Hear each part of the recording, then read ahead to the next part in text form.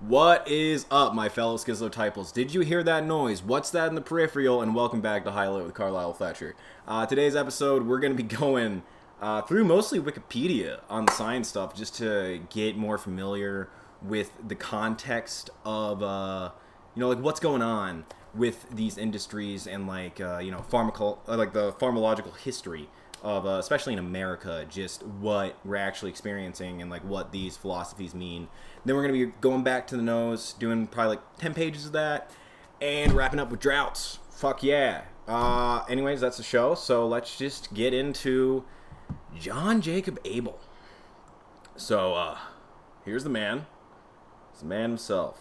It's, this shit is so fucking wild to me, dude. So this is the guy who founded the pharmacology department at Johns Hopkins. He isolated pure forms of insulin, and he contributed to dialysis and dialysis. But so he was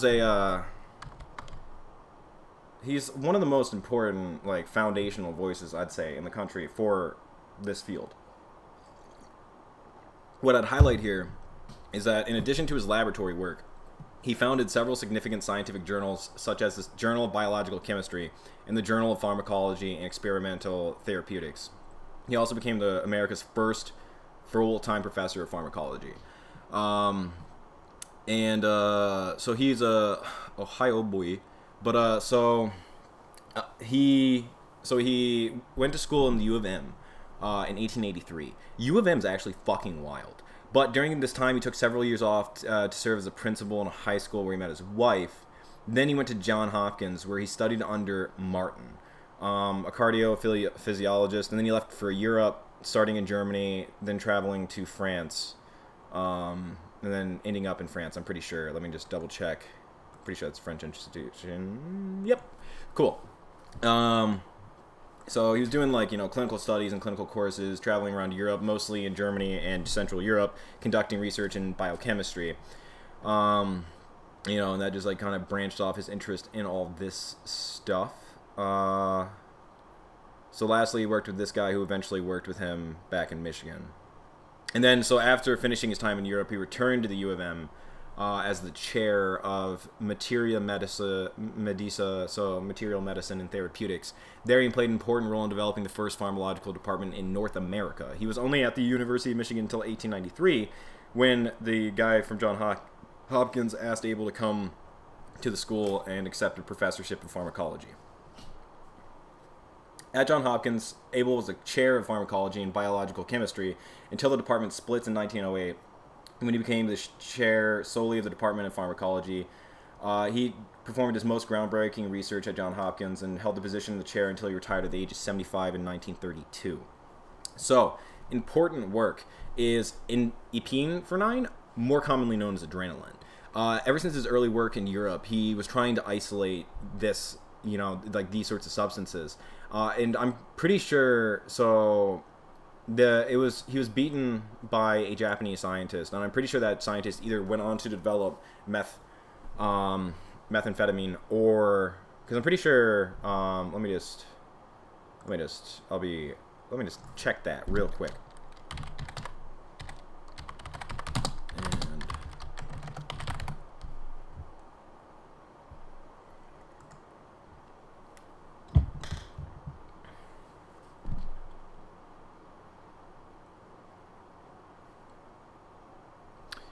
Okay, so I'm not familiar enough with the chemical components of meth, not really my lane, but I'm pretty sure that it was, so he was working on that. He was working on adrenaline at least, and I think also methamphetamine. Then he went into the dialysis machine, and then he crystallized insulin, which I think is an incredibly important point, because here we're getting the purification of chemistry, and we're no longer seeing medicine that is from the world around it. So he had to do a sulfur extraction and come out with something that was pure, and then it allowed people to inject with this substance. And then after all that, he went into founding scientific journals. So the thing that I would also say is not only, so when you're looking at giving people these pure substances, Insulin is a fucking lifesaver for a lot of people who have type 1 diabetes. But for type 2 diabetes, there is a question that whether or not it is enabling a certain lifestyle which is making those problems worse. So, it's like when you have antibiotics, when you have antivirals for every fucking problem, then these things get worse and worse and worse and more treatment resistant. So, I would say, like, the theory of pure chemicals, I would just be skeptical of off the bat. But I understand that there is medical precedent and value in such action. But what I wanted to highlight is that he was he studied in U of M under Henry Martin. And Henry Martin was a British physiologist and vivisection activist. So vivisection is when you're cutting up an animal and you're looking at how the blood pumps through it. And he was a son of a minister, and he was educated in the University of London and Christ College, Cambridge. He was the first professorship of physiology at Johns Hopkins, and he co-wrote with Thomas Huxley. So Thomas Huxley was this he's like not very, I won't say he's the most notable guy. I mean, that's pretty fucking long. But I would say just to get him, he's pretty fucking important apparently. But he's a English biologist and anthropologist, and he was known as Darwin's bulldog. So he's just like, an evolutionist, dyed in the fucking wool, straight up. Just like that is what's going on. Evolution and ethics. Is exceedingly influential in China. The Chinese translation of Huxley's lecture even transformed the Chinese translation of Darwin's original species. Yeah, like, what the fuck is going on here? Also, the Voyage of the Rattlesnake. Just look at this fucker. But, I don't know, dude. H.G. Wells, notable student. Okay. What? Okay. Obviously influenced Aldous Huxley. I'm assuming that's his, like, what is his baby or something? Or like, yeah. But, obviously an Englishman, obviously whatever, but he is like, heavy evolution advocate. This guy co-wrote the, he co-wrote Practical Institution and Elementary Biology. Both of them are hardcore evolutionists. This is the guy who invited John Jacob Abel into the Johns Hopkins pharmacology staff, and then that is where the foundation of the, that school got that, and that's a very influential school. But also that same guy founded 2 incredibly influential medical journals within 3 years. So I just think that is something of note to trace this back, because then you get to the vivisection. William Harvey was like a very incredibly influential person who, I would say, essentially started the tradition of vivisection in England. Then you have the Huxleys, and you have that sort of influence going on. And then you have this fucker. And this guy was instrumental in founding the Sheffield Scientific School at Yale, second president of the University of California, Berkeley, first president of Johns Hopkins, and as founding president of the Carnegie Institution. He was also co-founder of Russell Trust Association, which administers the business affairs of Yale Skull and Bones Society. He served for 25 years as president of Johns Hopkins. His inauguration in 1876 has been said to mark the starting point of postgraduate education in the U.S. So not only are these people incredibly just wrapped up into the the evolutionary science, the scientific materialism, and getting away from traditional morality and things like that. Not only that, but they're starting the culture of overeducation, of postgraduate, of everybody going to college even though they don't need it. Even though the Greeks that they are fucking reading have Aristophanes, who will tell you in a comedy why that doesn't work. Why you don't need so much fucking education. Be good at living, don't be good at fucking thinking. Who cares about thinking? But yeah, so he's a Connecticut boy. And he's a descendant of settlers. One of the founders of Harvard College. And he graduated from Yale College with a degree in geography. At Yale, he was a classmate of Andrew Dickson White, who also we need to get into, who would later serve as first president of Cornell University. The two were members of Skull and Bones Secret Society and traveled to Europe together after graduation and remained lifelong friends. He was also a member of the Alpha Delta Pi fraternity, and he would later co-found the Russell Trust Association, the foundation behind Skull and Bones. After serving as an attaché of the United States station at St. Petersburg, Russia from 53 to 55, he returned to Yale and was active in planning and raising funds for the founding of Sheffield Scientific School. Gilman contemplated going into the ministry and even took out a license to preach, but later settled on his career in education. Fucking interesting, isn't it? And meanwhile, the guy, so it's like, this is a guy who's like planning on becoming a preacher, and like, again, so like my official position on the show is that I'm an atheist, and I say that just so that I don't want to have to, like, you know, explain things to people. My own spiritual beliefs I consider to be private, so I just don't want to espouse them publicly. But at the same time, so this guy wants to be a preacher, right? And he was working in close friends, real close with this guy, Andrew Dickson White. So who's Andrew Dickson White? Andrew Dickson White was an American historian and educator who co-founded Cornell University and served as its first president for nearly 2 decades. He was known for expanding the scope of college curricula. A politician, he had served as a state senator in New York. He was later appointed an American diplomat to Germany and Russia, among other responsibilities. He was one of the founders of the conflict thesis, which states that science and religion have historically been in conflict, and proved it over the course of approximately 800 pages in his whatever the fuck. So, you know, he's born in Homer, New York. Despite little formal education, he became a businessman and a wealthy merchant. But the we're going through a lot here. But what I really wanted to get in was conflict thesis.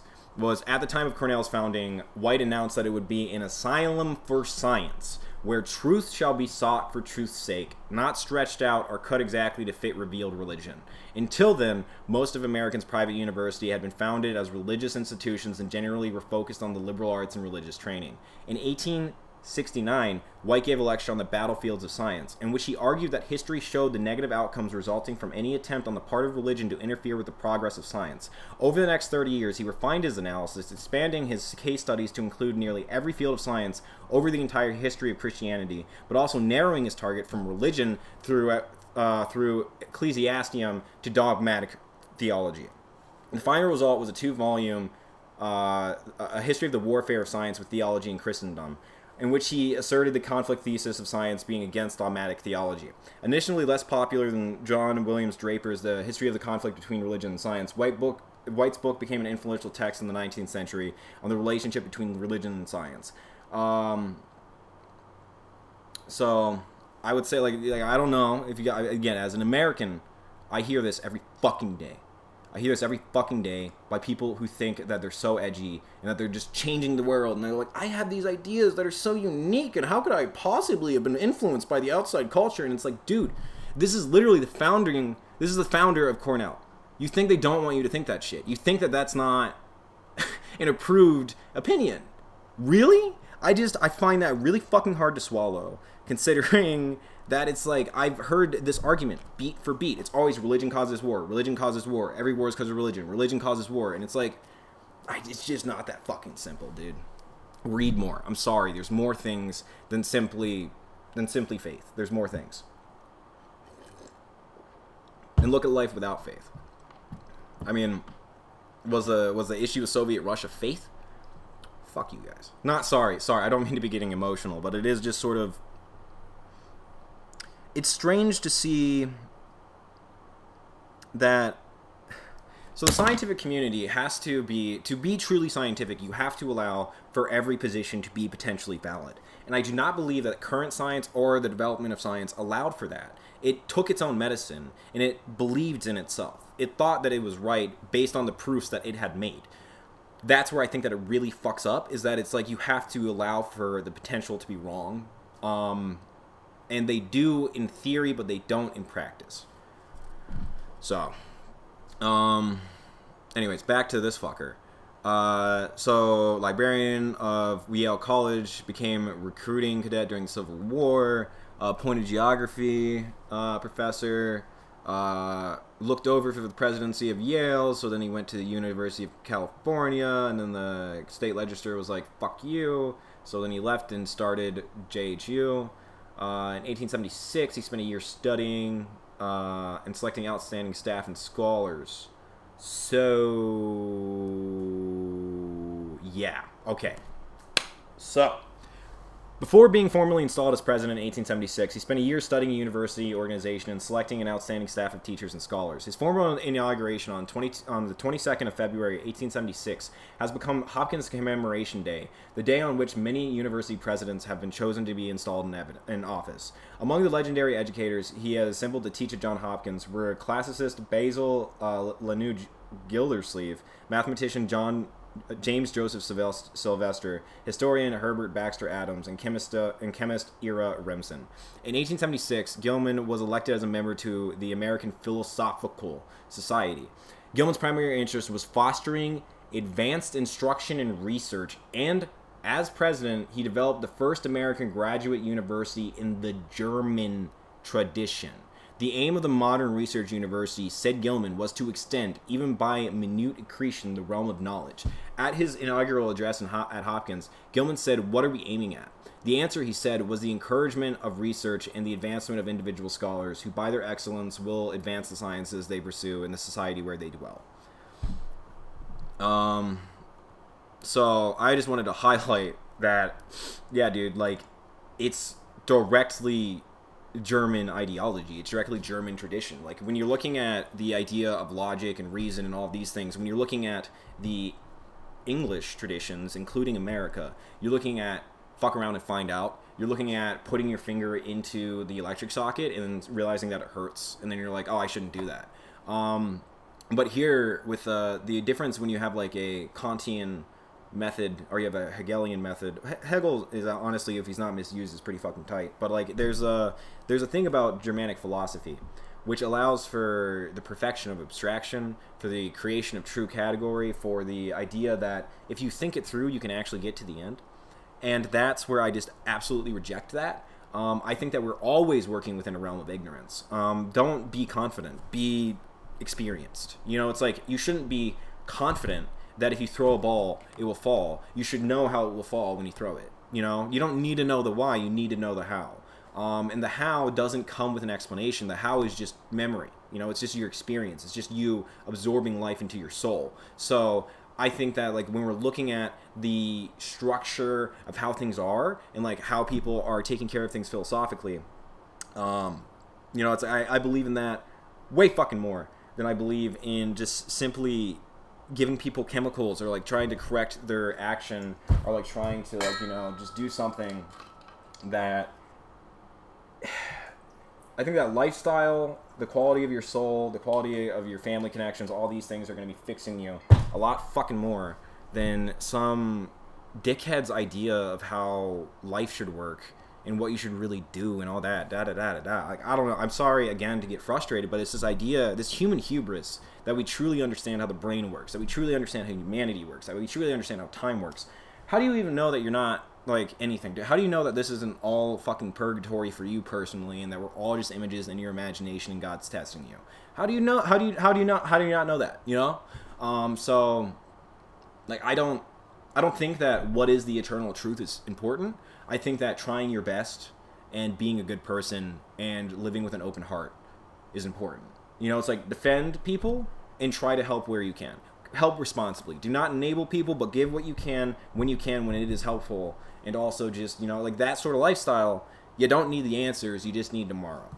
But with this guy, with a lot of these people, it's like they think that they truly possess knowledge. This guy's fucking weird. He's not that bad.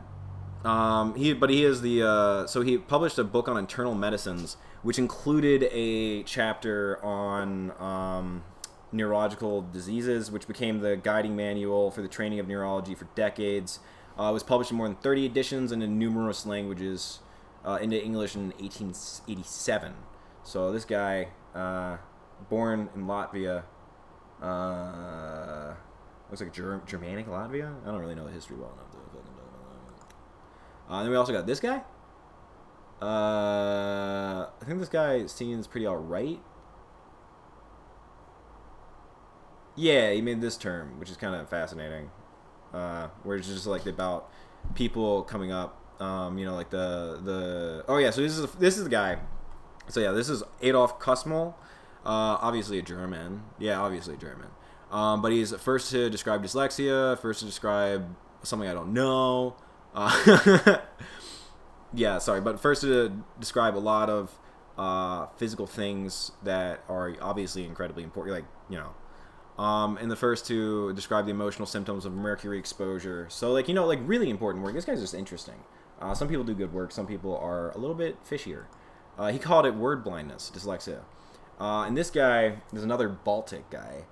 And so French. So he testified in the university or the United States versus 40 barrels and 20 kegs of Coca-Cola. And he was a major success factor in the German pharmaceutical industry prior to the Second World War. So I think that people really underplay the history of chemicals. This guy's kind of interesting as well, but he's a Scotland guy who got into the Royal Society. So he spent a year of associated study in the German Empire. And then after that, at the age of 27, he got the chairmanship of pharmacology in the University of Michigan, replacing Abel. And then he wrote textbook of pharmacology and therapeutics, an unrivaled book for 30 years.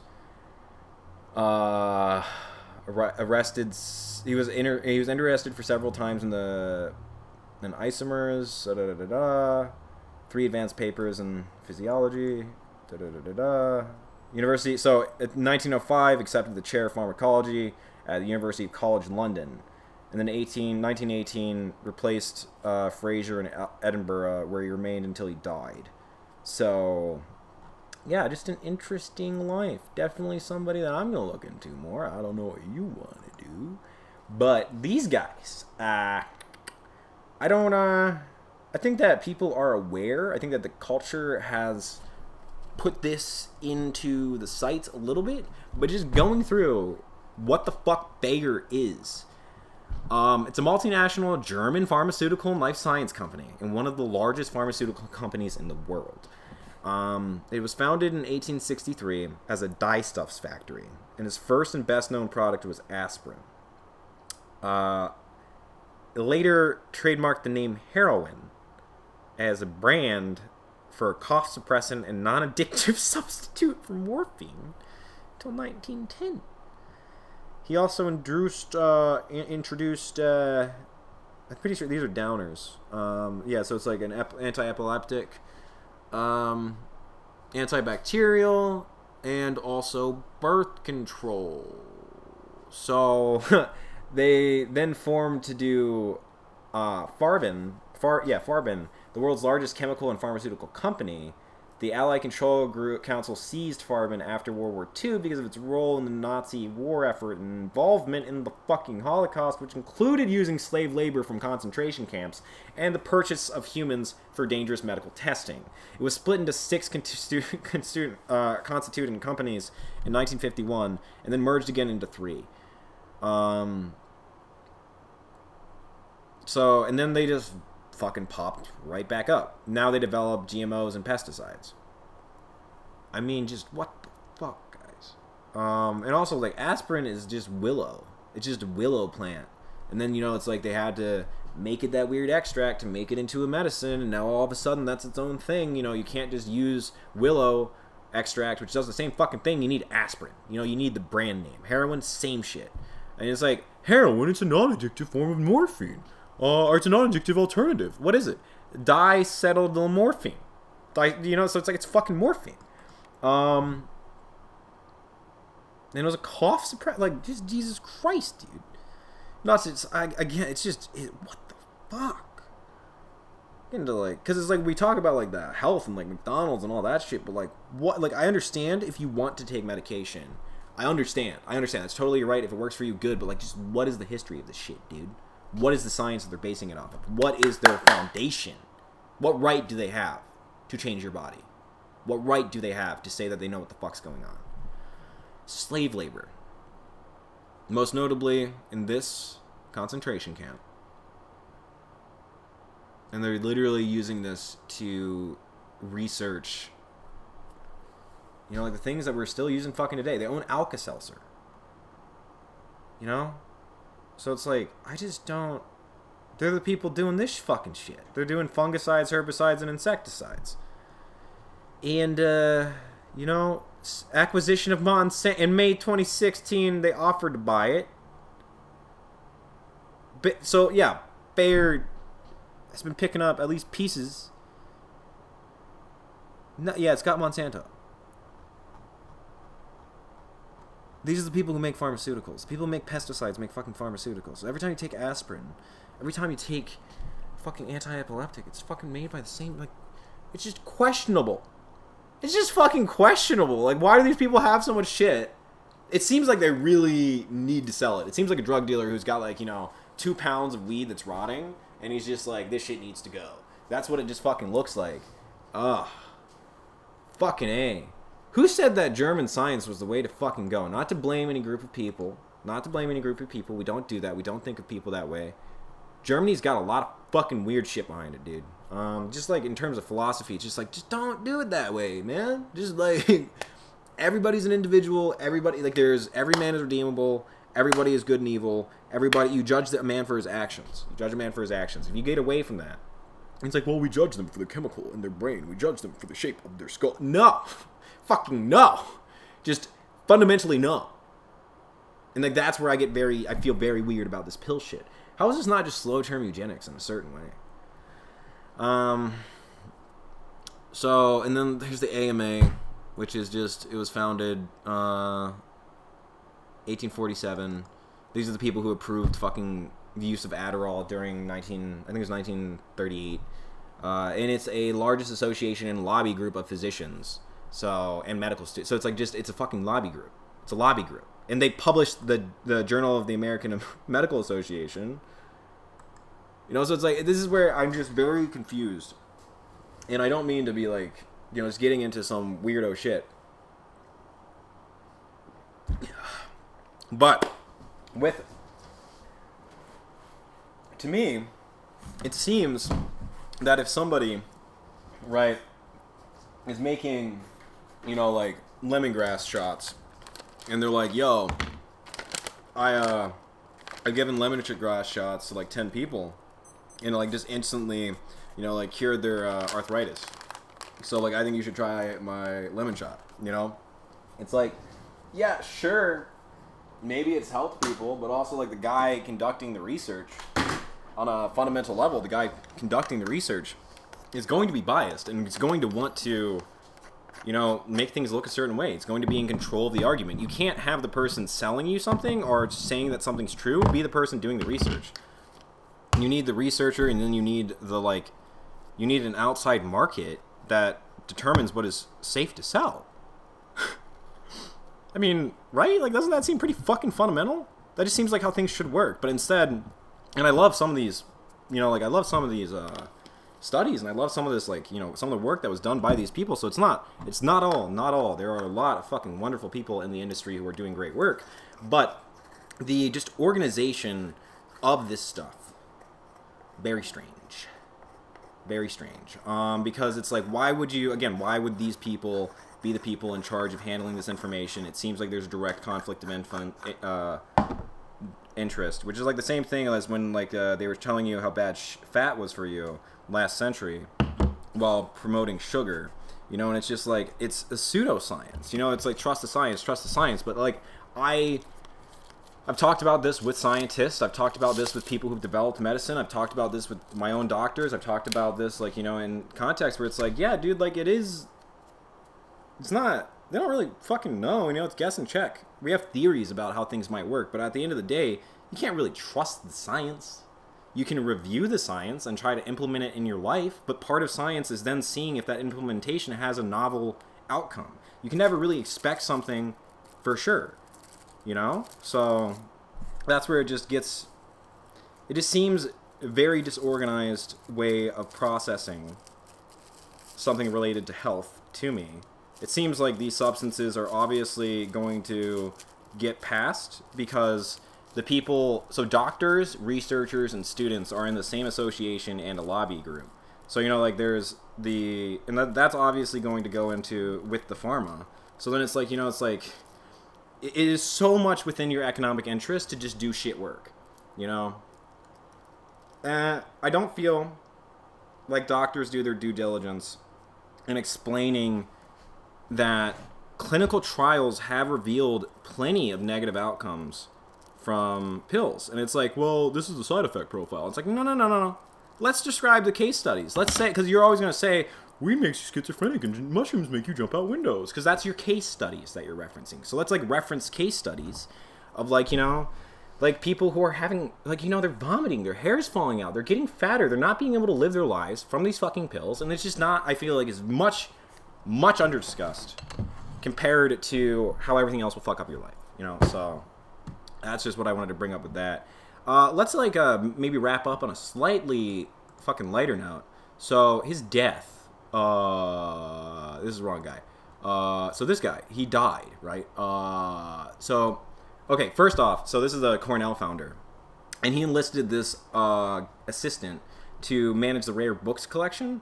So he would travel all over Europe and amass books that he wanted. And he built the collection on the Reformation, witchcraft, and the French Revolution. Interesting things to be reviewing. While serving in Russia, White, the founder of Cornell, made the acquaintance of author Leo Tolstoy. Tolstoy's fascination with Mormonism sparked an interest in White, who had previously regarded the Latter-day Saints as a dangerous cult.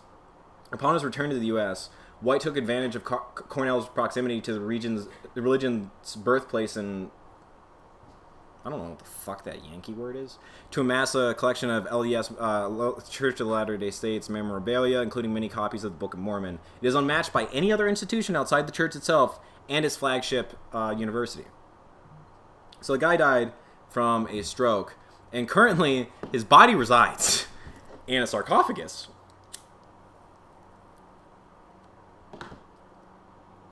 With those other people deemed influential in the founding and early years of Cornell, including co-founder Cornell and benefactor McGraw-Fisk. His marble sarcophagus, was designed in the popular art Nouveau.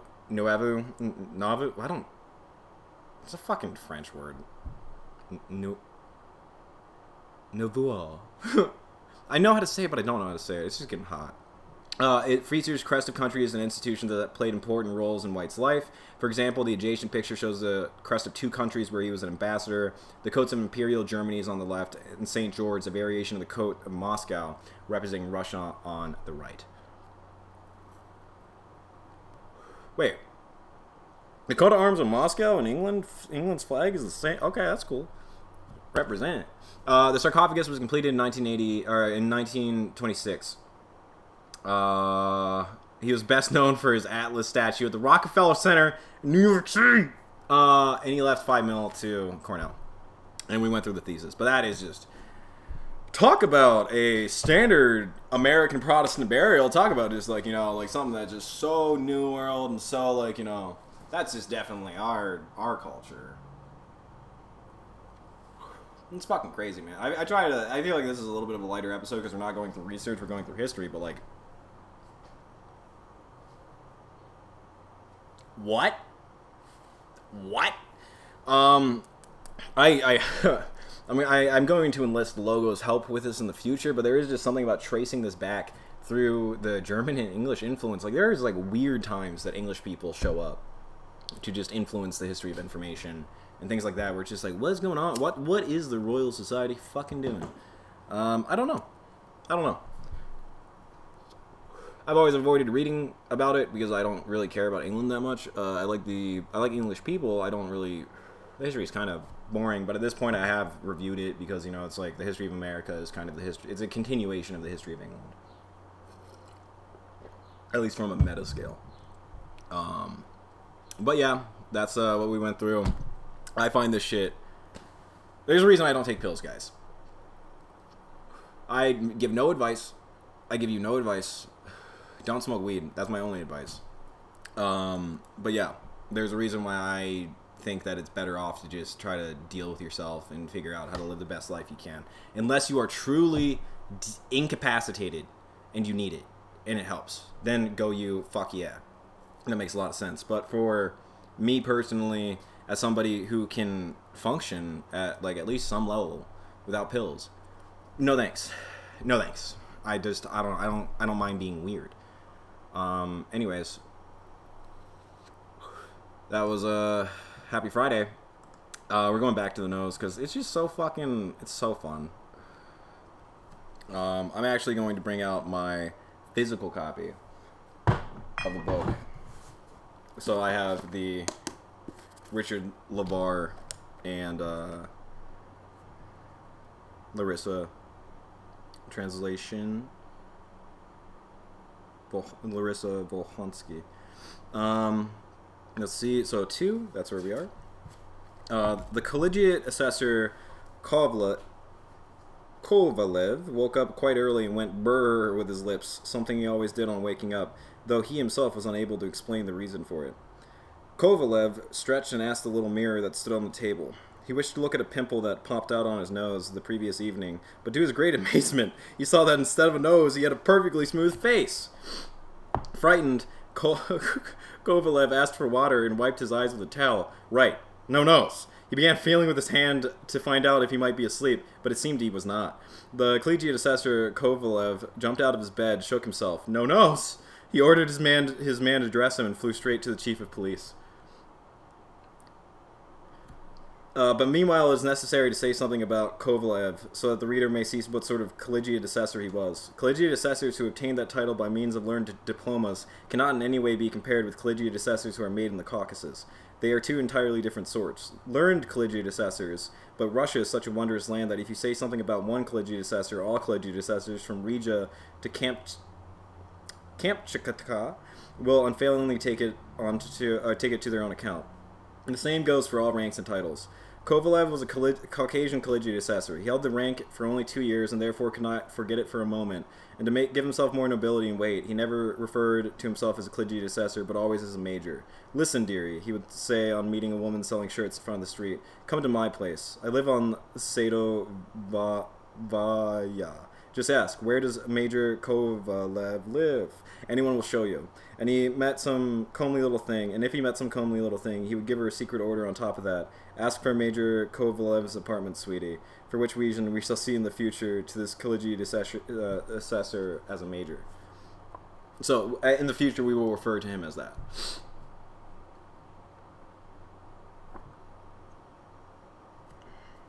Major Kovalev had the habit of strolling on the Nevsky Prospect every day, so it's kind of like a main street in St. Petersburg. The collar of his shirt was always extremely clean and starched. His side whiskers were the sort that can be still seen on provincial and regional surveyors, architects, and regimental doctors, as well as on those fulfilling various police duties, and generally on all men who have plump, ruddy cheeks and play a very good game of Boston. These side whiskers go right across the middle cheek and straight to the nose. Major Kovalev wore many seals of carnelian with crest, and the sort that have Wednesday, Thursday, Monday, and so on carved on them. Major Kovalev had come to St. Petersburg on business, namely to seek a post better suited to his rank, as vice governor if he was lucky, or else as an executive in some prominent department. Major Kovalev would not mind getting married, but only on the chance that the bride happened to come with 200,000 in capital. And therefore the reader may now judge for himself what the state of this major was when he saw, instead of a quite acceptable and moderate nose, a most stupid, flat, and smooth place. As ill luck would have it, not a single coachman appeared in the street, and he had to go on foot, wrapping himself in his cloak and covering his face with a handkerchief as if it was bleeding. But maybe I just imagined it that way. It's impossible for a nose to vanish so idiotically, he thought, and went to the pastry shop on purpose to look at himself in the mirror. Luckily, there was no one in the pastry shop.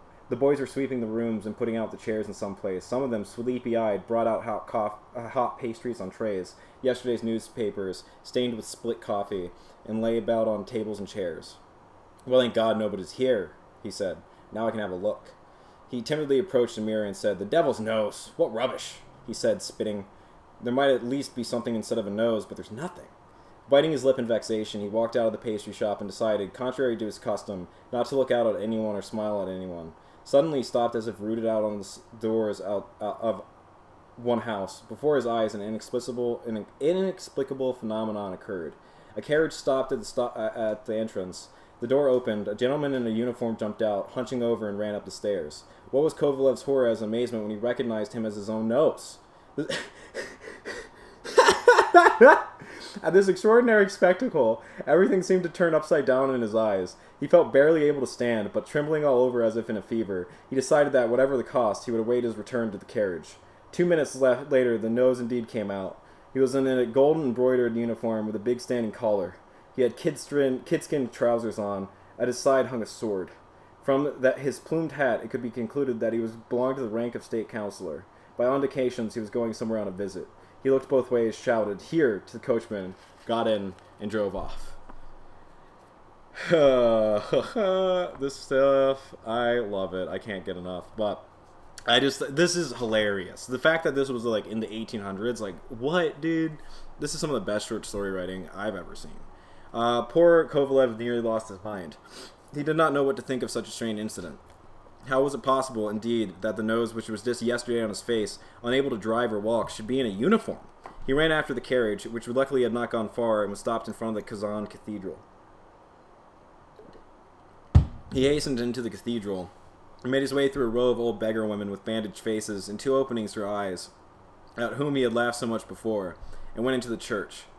There were not many people praying in the church. They had all stood just by the entrance. Kovalev felt so upset that he had no strength to pray, and his eyes kept searching in all corners for the gentleman. He finally saw him standing to one side. The nose had his face completely hidden in his big standing collar, and was praying with an expression of the greatest piety. "How shall I approach him?" thought Kovalev. "By all token, by his uniform, by his hat, one can see he's a state councilor. Devil knows how to go about it." He began to cough beside him, but the nose would not abandon his pious attitude for a moment, and kept bowing down. "My dear sir," said Kovalev, and inwardly forcing himself to take heart. "My dear sir." "What can I do for you?" the nose said, turning. "I find it strange, my dear sir. It seems to me you should know your place. And suddenly I find you." "And where?" "In a church?" "You must agree." "Excuse me, I don't know what you're talking about. Explain, please." "How shall I explain it to him?" thought Kovalev, and gathering his courage he began. "Of course, I'm a major. For me to go around without a nose is improper. You must agree. Some peddler woman selling peeled oranges on Voskrensky Bridge can sit without a nose, but having prospects in view, being acquainted, moreover, with ladies in many houses, Czech Hachrovera, the wife of a state councilor, and others. Judge for yourself." "I don't know, my dear sir." Here Major Kovalev shrugged his shoulder. "Pardon me, but if one looks at it in conformity with the rules of duty and honor, you yourself can understand." "I understand decidedly nothing," replied the nose. Explain more satisfactorily." "My dear sir," Kovalev said with dignity, "I don't know how to understand your words. The whole thing seems perfectly obvious, or do you want me to—" "But you're my own nose." The nose looked at the major and scowled slightly. "You are mistaken, my dear sir. I am by myself. Besides, there can be no close relationship between us. Judging by the buttons on your uniform, you must serve in a different department." Having said this, the nose turned away and continued praying. Kovalev was utterly bewildered, not knowing what to do or even what to think. At that moment, the pleasant rustle of a lady's dress was heard.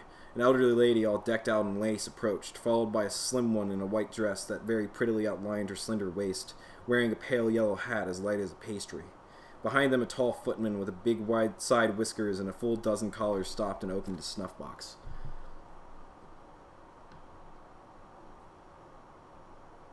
Oh, sorry that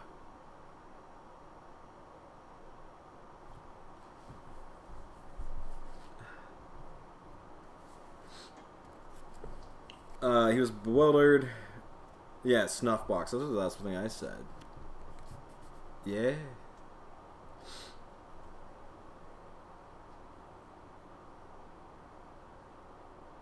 Kovalev stepped closer, made the cambric collar of his shirt front peek out, straightened the seals hanging on his gold watch chain, and smiling to all sides, rested his attention on the ethereal lady, who, bending slightly like a flower in spring, brought her white little hand with its half-transparent finger to her brow. The smile on Kovalev's face broadened still more when he saw under her hat a rounded chin of bright whiteness, and part of a cheek, glowing with the color of the first spring roses. But he suddenly jumped back as if burnt. He remembered that in the place of a nose he had absolutely nothing, and tears squeezed themselves from his eyes. He turned with the intention of telling the gentleman in his uniform outright that he was only pretending to be a state councilor, that he was a knave and a scoundrel, but nothing in his own nose. The nose was no longer there. He had already driven off, again probably to visit someone. This threw Kovalev into despair. He went back and paused for a moment under the colonnade, looking carefully in all directions in case he might spot the nose. He remembered very well that he was wearing a plumed hat and had a golden embroidered uniform, but he had not his overcoat, nor the color of his carriage, nor of his horses, nor even whether he had footmen riding behind, and in what sort of livery. Besides, there were so many carriages racing up and down, at such speed that it was even difficult to notice anything. And if he had noticed one of them, he would have no way of stopping it. The day was beautiful and sunny. There were myriads of people on Nevsky, and a whole flowery cascade of ladies poured out on the sidewalk from the police to the Anakin Bridge. There goes an acquaintance of his, a court counselor from whom he calls colonel, especially if it occurs right in front of strangers. And then there's Yarrigan, a chief clerk in the Senate, a great friend who's always called Remise when he played aide at Boston. There is another major who got his successor in the caucus, waving his arm, inviting him to come over. Ah, devil take it, says Kovalev. Hey, cabby, drive straight to the street of the chief of police. Kovalev got into the droshky and kept urging the cabby on. Gallop the whole way. Is the chief of police in? He cried, entering the front hall. No, he's not, the doorman replied. He just left. Worse luck! Yes, the doorman added. Not so long ago, but he left. If you had come out 1 minute sooner, you might have found him at home. Kovalev, without taking the handkerchief from his face, got into a cab and shouted in a desperate voice, Drive! Where to? Said the cabby. Straight ahead. How straight ahead? There's a turn here, right or left? The question stopped Kovalev and made him think again. In this situation, he ought first of all to address himself to the Office of Public Order, not because it was related directly to the police, but because its procedures were likely to be much quicker than elsewhere. To seek satisfaction from the authorities in the place where the nose claimed to work would be unreasonable, because it could be seen from the nose's own reply that nothing was sacred for this man, and he could be lying in this case just as he lied when he insisted he never saw him before. And so Kovalev was about to tell the cabby to drive off to the Office of Public Order when it again occurred to him that this knave and cheat, who had already behaved so shamelessly at their first encounter, might again conveniently use the time to slip out of the city somehow, and then all the searching would be in vain, or might, God forbid, go on for a whole month. In the end, it seemed to him that heaven itself gave him an idea. He decided to address himself directly to the newspaper office and hastened to take out an advertisement with a detailed description of all his qualities, so that anyone meeting him could bring him to him, or at least inform him of his whereabouts. And so, having decided on it, he told the cabby to drive to the newspaper office, and all the way there he never stopped hitting on him with the back, saying, Faster, you scoundrel! Faster, you cheat! Master, the coachman replied, shaking his head and whipping up the horse, whose coat was as long as a lapdog's.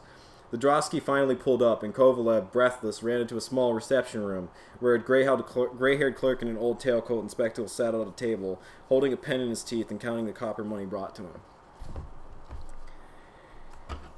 Man, oh man, like, just fucking beat. There's just so much going on in this fucking story that I can't get enough of it. We'll do like 2 or 3 more pages, but let's see what we're doing for time anyway. Cool. Yeah, so we'll do like 2 more pages, and then we'll try to finish it off on Monday, actually, you know what? Let's see where it goes. So...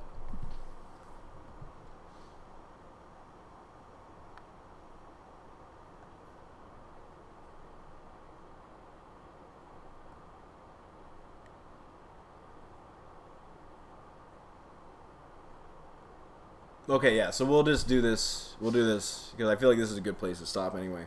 But, in love, always in love with that story. Always in love with fucking Gogol. He's one of the greatest storytellers to be in the game.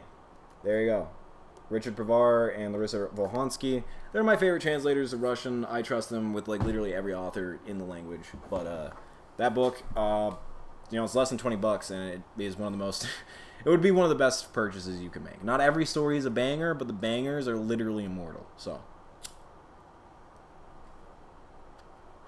but fucking read that Russian shit, dude. It's like, because this is the weird thing when you look into the pharmacology, you look into how we're fed, you look into all this stuff, you look at the changing of the school model from a Greek and Latin model and like classical education. So I guess an English model into a Prussian school model and things like that, where you just start basically hollowing it out of anything that has any real application.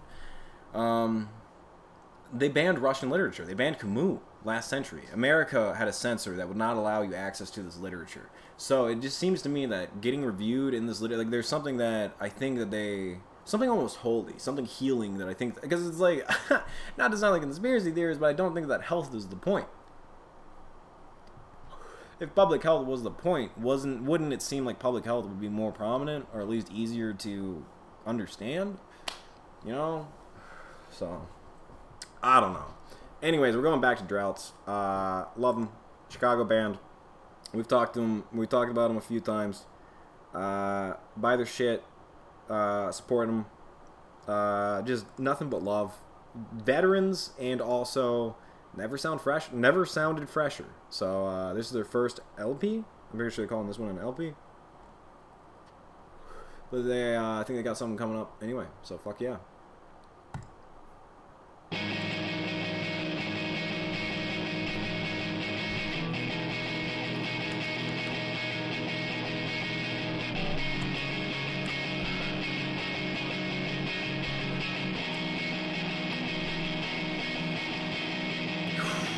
What a fucking show.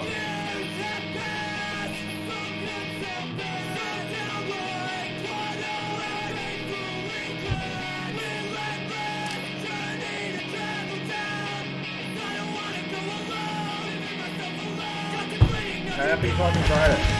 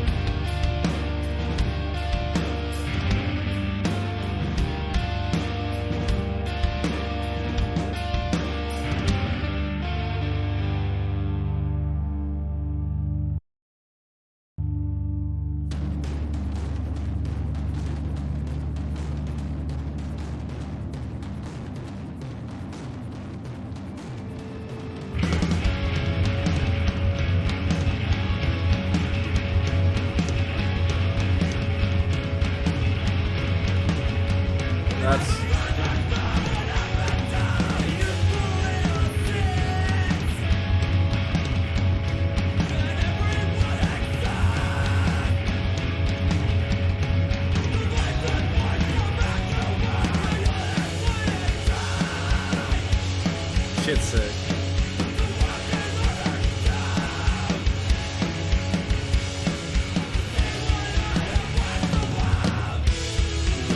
Brock. Follow him on Twitter. Talented guy. Talented guy.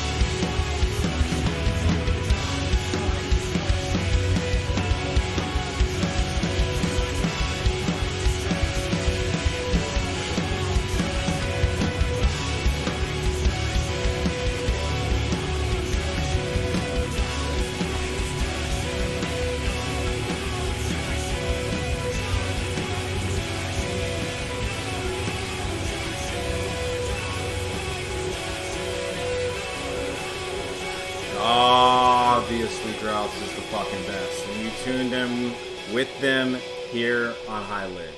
I got their permission to use their music. I couldn't be more fucking grateful. Jesus Christ, these people are the fucking best. And just shouts out, support them on Bandcamp. I'll link their social media.